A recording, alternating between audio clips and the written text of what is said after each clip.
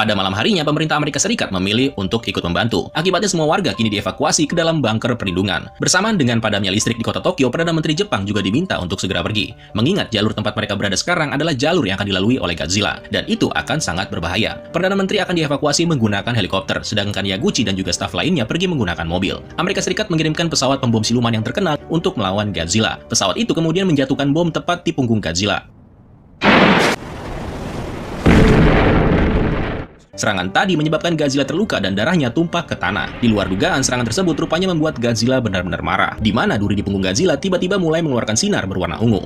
Kemudian Godzilla mulai memuntahkan asap hitam ungu yang mengalir ke seluruh kota di sekitarnya. Dan tiba-tiba dalam sekejap, dia menyulut asap tadi dengan bola api yang sangat besar. Hanya dalam hitungan detik, yang langsung menyebabkan sejumlah besar kehancuran dari kekuatan ledakan yang ditimbulkan. Semprotan api besar itu kemudian perlahan-lahan difokuskan kembali menjadi sinar berwarna ungu, yang kemudian menjatuhkan pesawat Amerika. Tapi nggak sampai situ cuy. Godzilla kemudian berhenti dan mulai membungkuk. Dari sana, duri di punggungnya mulai bersinar terang. Godzilla kemudian menembakkan beberapa sinar dari pelat punggungnya, yang secara otomatis menghancurkan pesawat pembom yang tersisa. Serangan kembali berlanjut ketika Godzilla melepaskan semburan lain dari napas atom miliknya. Serangan itu menghancurkan dan membelah apapun dengan mudahnya, sebelum akhirnya mengenai helikopter yang kebetulan sedang membawa Perdana Menteri dan anggota pemerintah yang lainnya. Kenapa dia nggak pergi dari tadi ya? Kenapa baru pas Godzilla ngeluarin ultimate-nya baru dia pergi, kan kocak. Semuanya kini telah dihancurkan, dengan kota Tokyo yang terbakar oleh kobaran api. Dan bukan cuma itu, banyak orang yang kini sudah menjadi korban. Godzilla akhirnya mulai menghentikan serangannya. Cahaya di plat punggungnya perlahan redup saat dia berhenti tepat di stasiun Tokyo. Dia kemudian membeku di tempat seperti layaknya patung raksasa. Nah, setelah kehancuran itu, pemerintah kini mulai membicarakan bagaimana caranya nih membunuh Godzilla, mumpung dia lagi tertidur. Mereka sadar kalau mereka nggak memusnahkan Godzilla secepatnya, maka semua orang akan mati dan Jepang benar-benar akan musnah. Dari sana, akhirnya terciptalah sebuah ide untuk membekukan Godzilla dari dalam. Seperti yang mereka tahu, Godzilla naik ke permukaan hanya untuk menghangatkan tubuhnya. Godzilla telah menghabiskan semua kekuatannya, maka dari itu, dia harus tertidur dan membeku untuk mengisi kembali energinya, dan itu membutuhkan waktu beberapa minggu. Dalam rentang waktu itu diketahui juga,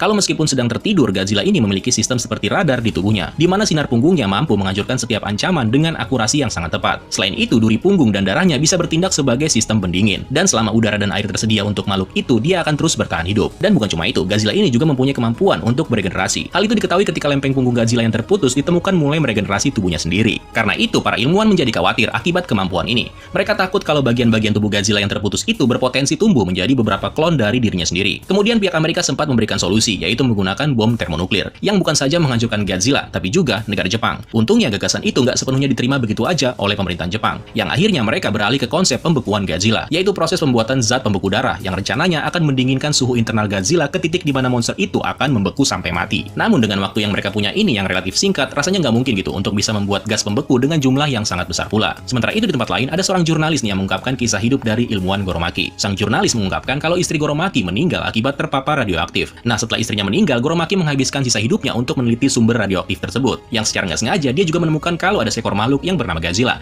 yang bermutasi sebagai akibat dari semua bahan radioaktif yang dibuang ke laut. Dari sana, Goromaki sempat memberitahu pemerintah Jepang dan Amerika Serikat, kalau Godzilla akan muncul dari laut dan menghancurkan semuanya. Tapi nggak ada yang percaya pastinya. Goromaki terlihat terakhir kalinya berada di kapal pribadinya, yang kemudian tiba-tiba menghilang begitu aja. Dan dari sana, akhirnya menimbulkan banyak pertanyaan. Lewat dokumennya, Goromaki juga mengatakan, kalau cara untuk mengalahkan Godzilla adalah dengan membekukannya. Singkat cerita, waktu tersisa 2 hari lagi. Waktu di mana Godzilla diprediksi akan bangkit kembali.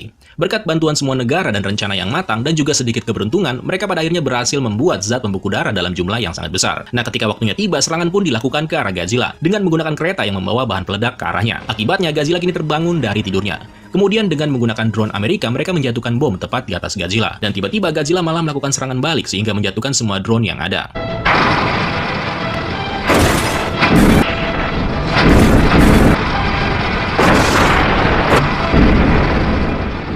Namun serangan Godzilla tadi membuatnya harus mengeluarkan banyak energi, sehingga membuatnya sangat-sangat kecapean. Meskipun sempat melakukan serangan napas atom menggunakan mulut dan ekornya, pada akhirnya energi Godzilla benar-benar habis. Nah, kesempatan itu langsung digunakan untuk meledakkan gedung pencakar langit yang ada di sekitar Godzilla, dan kemudian menjatuhkan Godzilla. Dari sana, pasukan lain dikirimkan untuk menggunakan kendaraan berat, untuk menyuntikkan zat pembeku darah tepat ke mulut Godzilla. Namun, gak lama setelah itu, tiba-tiba sesuatu terjadi.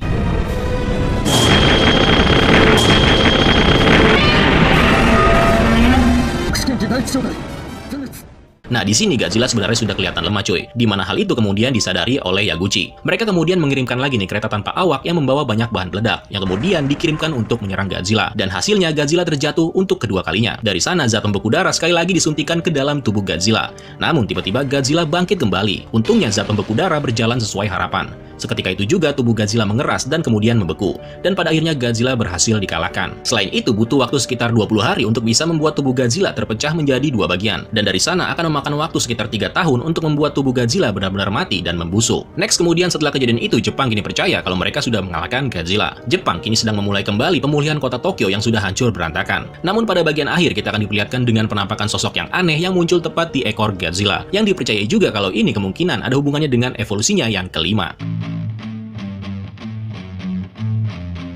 Well, seru banget ya cuy. Sampai sekarang film Shin Godzilla yang kedua emang nggak ada, atau dengan kata lain sudah lama dibatalkan karena satu dan lain hal. Tapi untuk film ini sendiri gue cukup kagum dengan karakter Godzilla yang dibuat ulang, baik untuk bentuk ataupun asal-usulnya, yang sangat berbeda dengan yang ada di era Showa, Heisei, ataupun Millennium. Untuk ceritanya sendiri memang hampir-hampir mirip dengan tema klasiknya, dimana pada saat kemunculan pertamanya ya musuhnya lagi-lagi adalah manusia.